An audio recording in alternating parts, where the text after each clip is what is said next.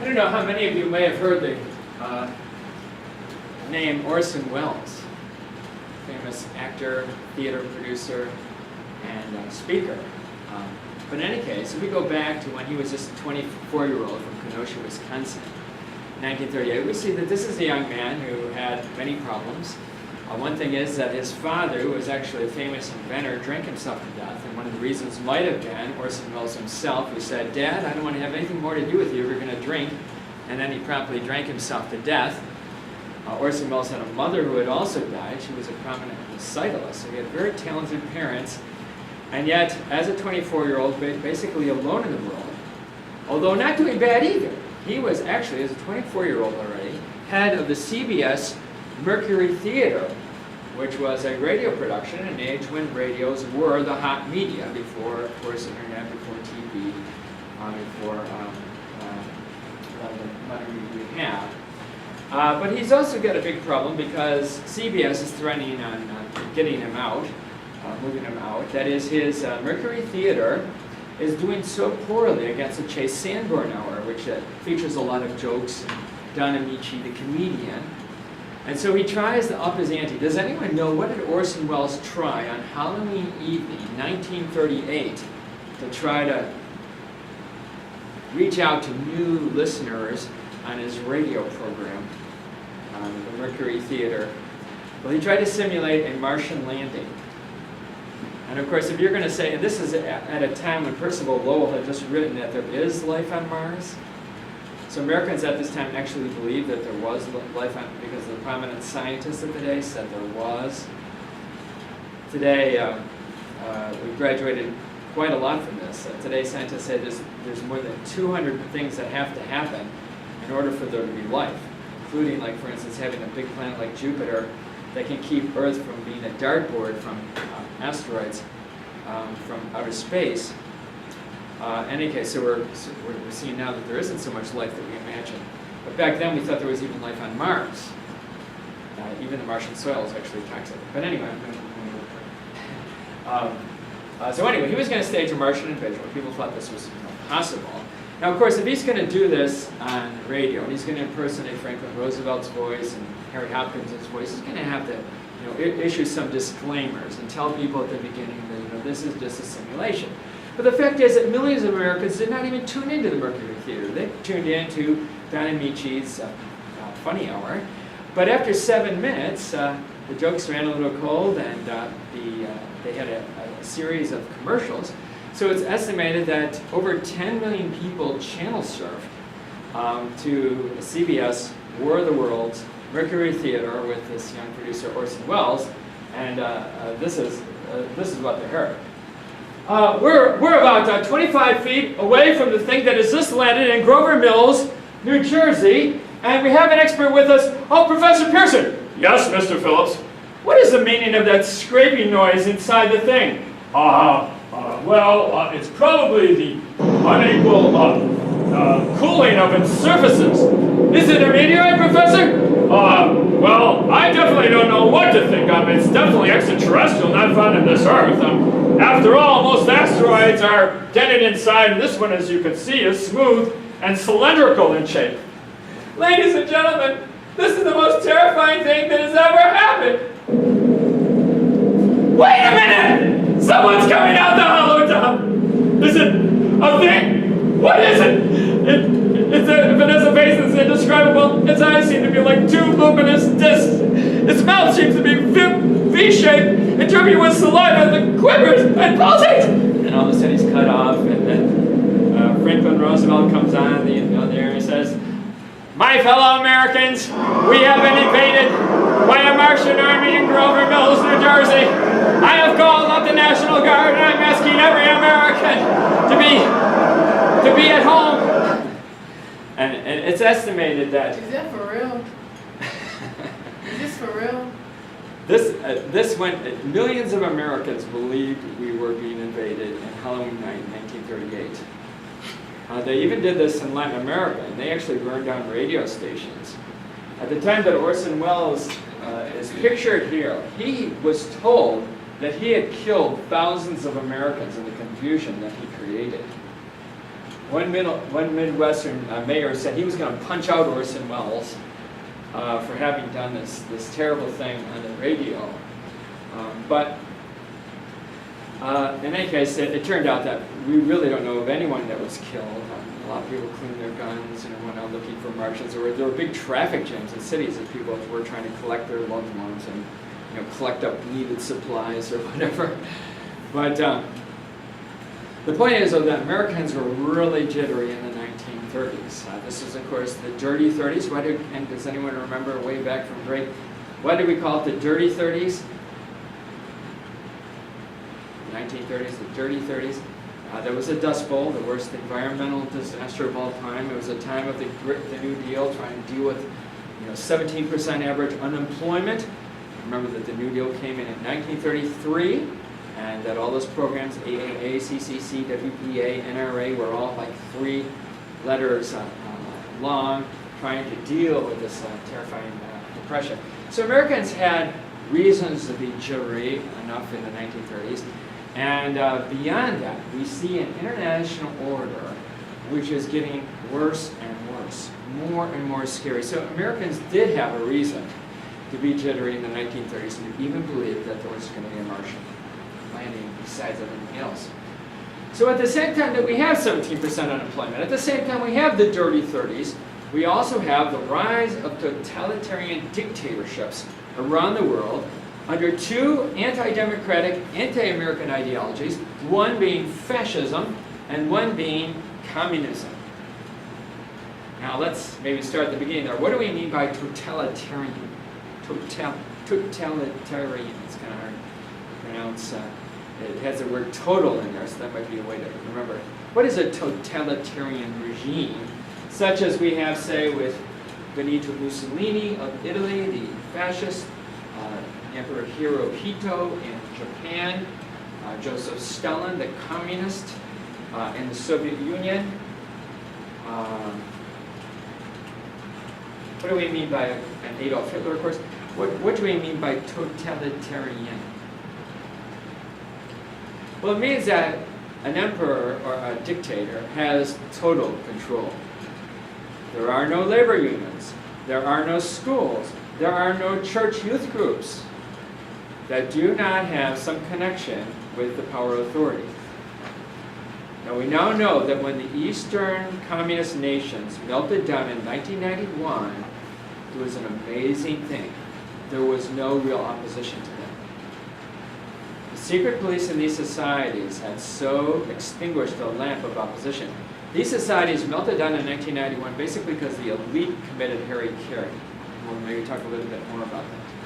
But in a totalitarian society, you do not really easily, try to take on the regime because they're everywhere. And a characteristic, of course, of the totalitarian societies that we know in the 20th century is that they were also amoral. One thing that is still distinguishing America, I think we can argue, despite however the inequality and segregation, we have a lot of problems, of course, in the 30s, is that it is still pretty much a moral society where telling a lie is wrong. In both fascism and communism, until their perfect order was reached, you could tell a lie. In fact, telling a lie is not just acceptable, it is a virtue. Today, if that's what it takes to defeat your enemy. I don't know, and this may seem like I'm hostile against Muslims, and I hope you don't see me as that. But it actually says in the Quran, I'm looking here, a doctrine called, Al-Taqiyya, that if you make a friend of a Christian or a Jew, Allah will depart from you. It says that, right? And I'm not saying that all Muslims believe this. And the most prominent commentator on the Quran, who was a friend of Muhammad, writes that what this means is that it is okay to smile on a Christian or a Jew as long as you curse at them inside. In other words, you can be perfectly duplicitous if that's what it means to taking over the society and erecting Sharia, all Muslim law. You can be as devious as you want. And that is exactly what communists and also the fascists practiced. Karl Marx thought that there is no morality until you have communism. That is, anything that's described as like love, that's just slave morality. That's designed to keep the middle class middle. It's designed to keep the upper class on the upper. Love is just, a sentimental dribble until you have pure communism. So you can tell lies, you can, and you say, well, why does that really matter? Well, say, Norma, just one day sort of, spills out her guts to me or something like that, and I write it down. Because I work for the most feared secret service of all time, the NKVD, which they had in the Soviet Union that killed millions of people. And they have a totalitarian regime has these secret agents everywhere. And I turn her in. The NKVD considered anyone who was challenging the system, that had middle-class attitudes in this case in the Soviet Union, as someone who had to be liquidated. Because the better society would occur. And the Soviet Union was experiencing famines in the 1930s, at a time when Stalin was doing these totalitarian purges. And they blame, ideologically, it's not just that they're sick mentally. They believe that there is an enemy within, that enemy has to be liquidated. This is what Marx and the revolutionary ideas are thinking. This, incidentally, was something that the head of the NKVD did personally. His name was Lavrenti Beria. He was a genius. He actually helped the Soviet Union get the atomic bomb after World War II. He personally molested this girl, strangled her, put her to death. Was that immoral? Not necessarily. She was just a rich white girl, just flaunting her wealth. Trying to look better than her other girl, not being a good communist. So he could have the NKVD pick her up on the streets, bring her to his office, so he could have his way with her and get all his pleasure out of her, and then put her away because then she'd just be a problem after that. Just think that you can have a regime like this that would put millions of people to death. The 1930s give us another new term, Holodomor. Does anyone know what a Holodomor is? They say it a lot in Ukraine these days. It's a cheap kind of genocide, genocide by starvation. This man, Joseph Stalin, totalitarian dictator of the Soviet Union in the 1930s, starved out over 10 million people in Ukraine. This is more than Hitler's genocide of the Jews. Very cheap way to do it. Just make stealing even a handful of grain a capital offense, and just shut off a whole swath of people who you expect to be middle-class, subversive vermin. Just cut them off from food. No Walmarts, no food stores, nothing. Just cut it all off. You can do that if you're a totalitarian regime. Just starve them all to death. And this is going on in the 1930s. So, of course, the scariest person, as far as we were concerned, in the 1930s was Adolf Hitler, because the fascists not only had Italy, Spain, but they also had Brazil under Getulio Vargas. They had an American Führer, Fritz Kuhn, who was set up in New York City that wanted America to turn fascist.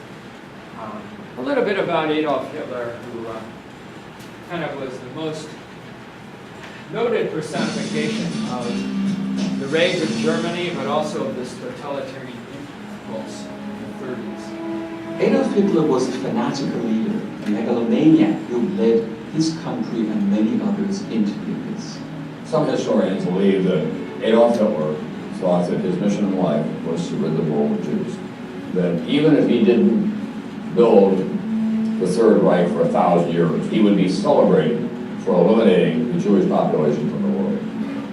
I don't know how you begin to deal with that kind of madness, but that's who he was. Adolf Hitler was born in Braunau am Inn, Austria, on April 20th, 1889. Hitler's childhood was an uneasy one. His father died when he was very young, and he was not a good student. In his teen years, in his pre-war Viennese life, you start seeing the attractions to the anti-Semitic and rabid anti-Bolshevik attitudes. So his name was not Adolf Hitler, his name was Schnickelberger, and he was a corporal in World War I. But And suddenly he was the man who was giving voice to a long history of German pride. The consequences of World War I for Germany were extraordinary. I mean, the victors, the Western Alliance, placed such penalties on them that they could barely survive. And so they were open to the idea of someone like Hitler, who could give voice to their most base fears, and he very candidly knew just how to do that. Hitler, very quickly after the World War I, began to engage in political activity, helping start the German Workers' Party in 1919. This party later became the Nazi Party. In 1923, Adolf Hitler conspired with other right-wing politicians to overthrow the Republic. In response to this, Hitler was sentenced to prison, where he wrote Mein Kampf, expressing his radical, rabid beliefs. He was irrationally anti-Semitic, and he was able to use anti-Semitism as a tool for his rise to power. In January of 1933, Hitler becomes chancellor. As a result of the fire of the Reichstag in February of 1933, Hitler is afforded wide-ranging police and political powers. He's able really to begin the process of forging the dictatorship, the totalitarian state. People who thought about international policies were very concerned about what Adolf Hitler was up to. You would see those great rallies in the streets of Berlin with hundreds of thousands of people marching in uniform and goose-stepping their way down the Platz, raising their arms in salute to Adolf Hitler.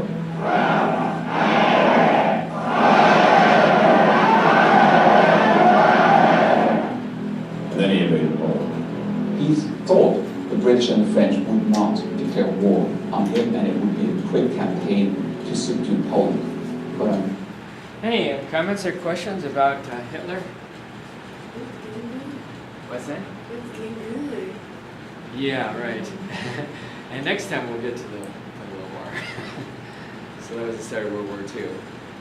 And but basically, one thing it kind of shows me is that you can really win the jackpot if you take control of the state, which is what he did. He never got a majority of Germans. A lot of Germans thought, because the Marxists are lying, because they might take over our society and turn us into another Soviet Union, we got to do something about that. So even though this guy's not a Christian and he's a liar, we need someone who's as immoral as a communist so that they don't take over. And unfortunately, a lot of Germans felt that way, but give a guy like that power. I think that's one reason why one of the most noted magazines in our society, The Atlantic, is having one anti-Trump edition after another. I've never seen this before. They are worried about Trump taking over. Where 70% of people from Titus County voted for Trump, and this area was even Mount Pleasant High School voted for Trump. How did that happen? I heard that. Of course, those elections are kind of rigged, right? Isn't Mount Pleasant High School elections, aren't they just sort of SGA sponsored, lopsided things? I don't know. I'll tell you. Okay. But any case, that's maybe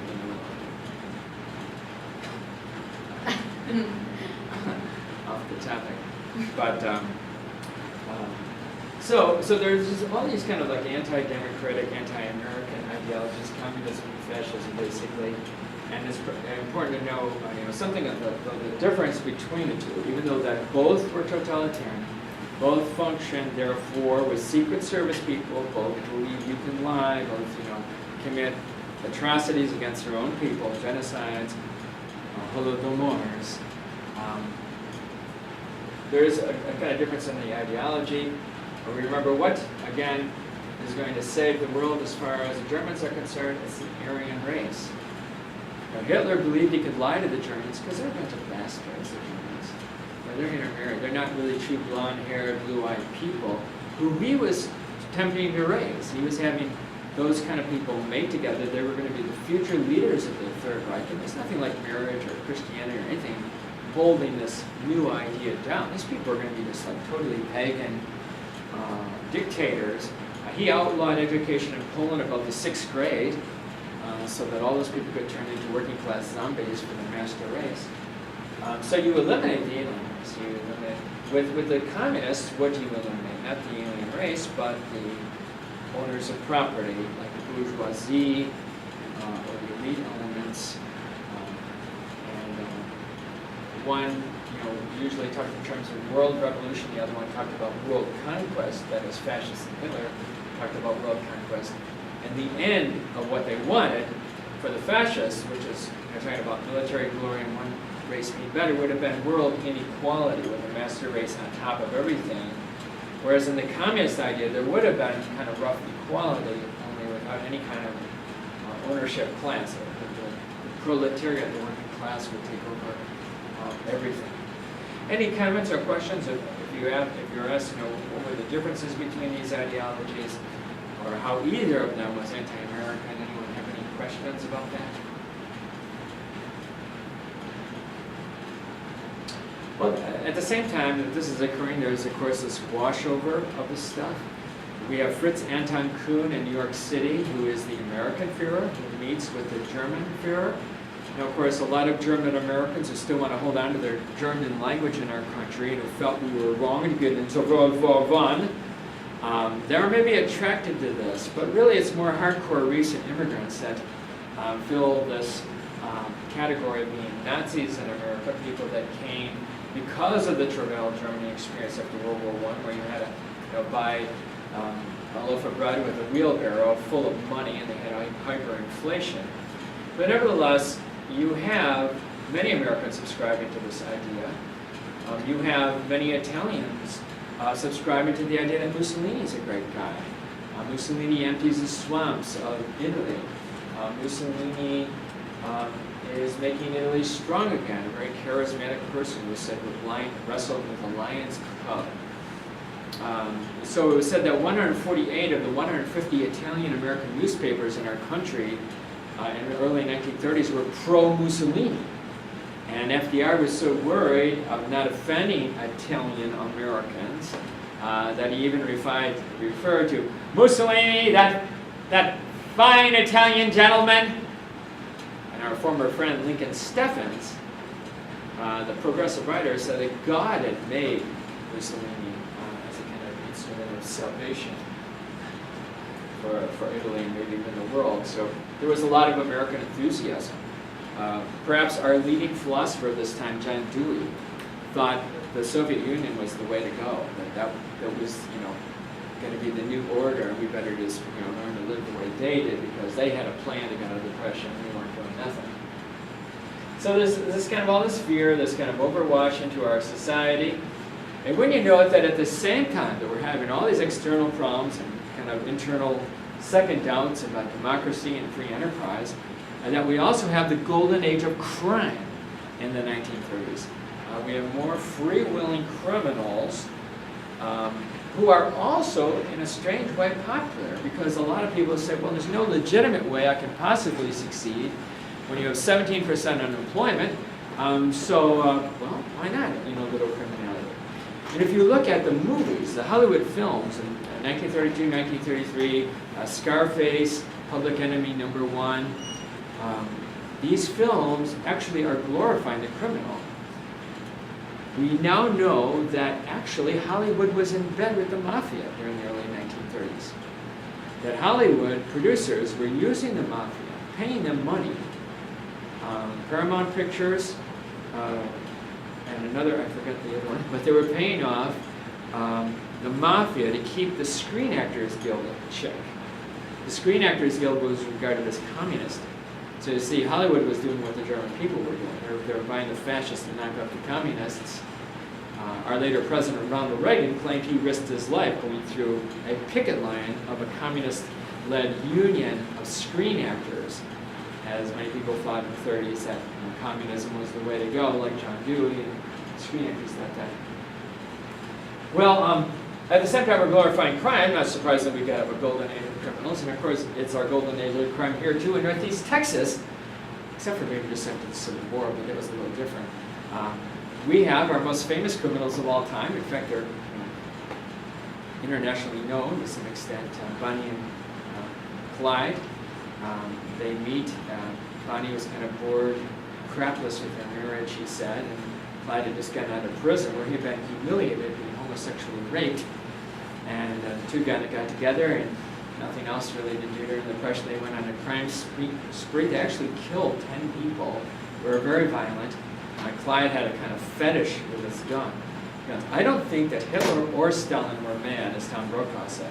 I don't think those guys were insane. They really thought they were doing something good. That's the scary part. But Clyde Barrow definitely had a problem.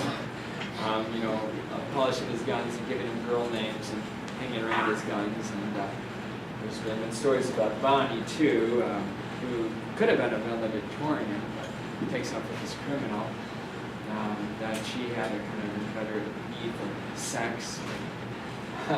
But in any case, they hung out in Mount Pleasant.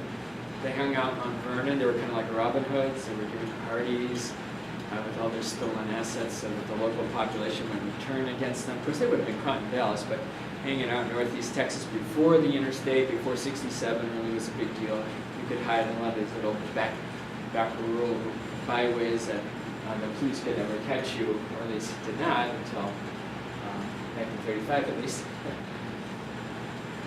This was an era of John Dillinger, public enemy #1 of all time. A guy so brazen he raided police arsenals, killed some 15 people, used automatic weapons, high-speed chases. There was one FBI agent who was set to get John Dillinger, and he was doing such a bad job that rumor was that Dillinger sent him a book entitled How to Be a Detective. Wow. There was a group of the mafia called Murder Incorporated. During this time, there was Pretty Boy Floyd, Machine Gun Kelly, the Barker Gang, run by a mother who was described by J. Edgar Hoover, the FBI chief. The FBI gets born at this time as a she-wolf of the most venomous type. All 4 of her sons were on the top 10 FBI list at one point.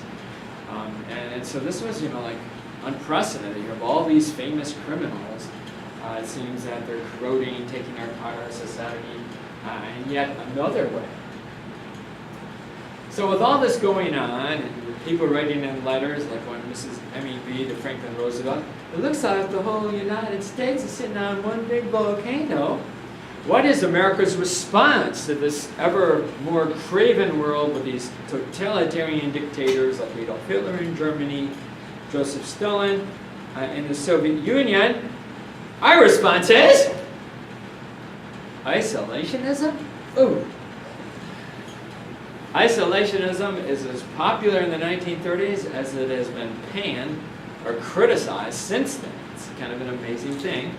I would say that isolationism, which tries to avoid foreign entanglements, foreign policy, is a kind of another example of non-rationality in foreign affairs when American people are sovereign, but they don't really care about something, they're not really educated in something like this can happen. Isolationism, again, is an attempt to stay out of war. It is not as extreme as pacifism, which was gripping France and England at this time, or at a time when Hitler embodied the rage of Germany. You have England and France kind of second-guessing, like, maybe World War I was a mistake. We don't want to fight any more wars. When you're pacifistic, you try to stay out of war as a matter of policy. America didn't go that far. But isolationism was an announcement of the fact that America was not going to go to war unless we were attacked. And that is a fatal admission, because that means that your enemies can beat up your friends, and you're not going to do anything about it. You are telling the world you're not going to do anything about it. I mean, usually, if you're a power, you want people to kind of keep guessing what you're going to do, because you don't know what you're going to, you don't know what this person's going to do. America was kind of like tying its wings of its eagle by saying we are not going to, we are not going to support our friends, basically, and that's what isolationism was. Well, how in the world do you get a policy like this? Interestingly, it was not something that the president, commander-in-chief of the army, FDR, really wanted. He was more of an internationalist. However, the Senate has a tremendous power in foreign affairs because they can make treaties. It was actually a concrete series of acts that we were talking about in the 1930s that make this the true isolationistic decade. There is no other decade that really can be described as isolationist. You can say, well, the 19th century, before imperialism, we really weren't that concerned about other people either, and that's kind of true, but we did not have a legal structure to isolationism as we do in the 1930s. Now, how do we get this legal structure of non-interventionism? Well, a lot of it is due to this man, Gerald Nye. Gerald Nye is a leader of a group of Great Plains Midwestern senators, such as William Borah, Robert La Follette of Wisconsin, Arthur Vandenberg of Michigan, and he comes to the Senate in 1922 looking very much the hick of the hick state, if I may say that he represents, North Dakota, which has a lot better farming than South Dakota. North Dakota is kind of rich plain. North Dakota, of course, is also by nature the most isolationistic state because it's the last to fear any tremors from outside North America. However, it was also a state settled by Germans, Norwegian Americans, who really thought that World War I was a bad deal. I mean, the only country that paid us back from World War I was Finland. And, you know, what did we get out of that? Nothing. And so they were sitting on Nye. Nye actually was not German or Norwegian, he was Anglo, but he was representing these people. And he represented their ideas that World War I was a mistake, that isolationism would be good. It's interesting that he also admired Hitler, because Hitler was getting the Germans out of the Depression, and we weren't doing nothing.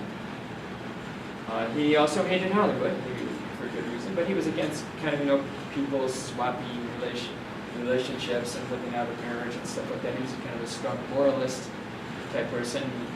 You can see him with that Oakenbucket haircut, an old kind of old-fashioned person. He kind of came to popularity because he was in on the Teapot Dome oil scandals, but then he basically swings the deal with FDR.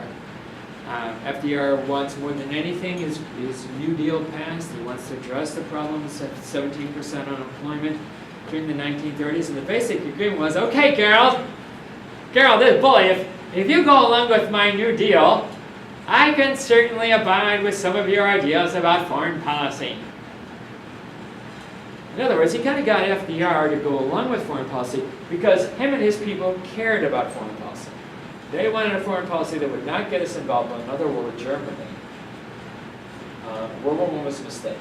And Nye didn't just, just assert this. He formed a Nye committee that investigated the interaction between armaments dealers and super patriotism in World War I. It turns out that U.S. Steel and DuPont Corporation, that made a lot of money in World War I, was also financing the super patriots. So no wonder they were financing American patriotism. They wanted that war, said Nye, so they could just make a lot of money. And why, do 120,000 doughboys have to die just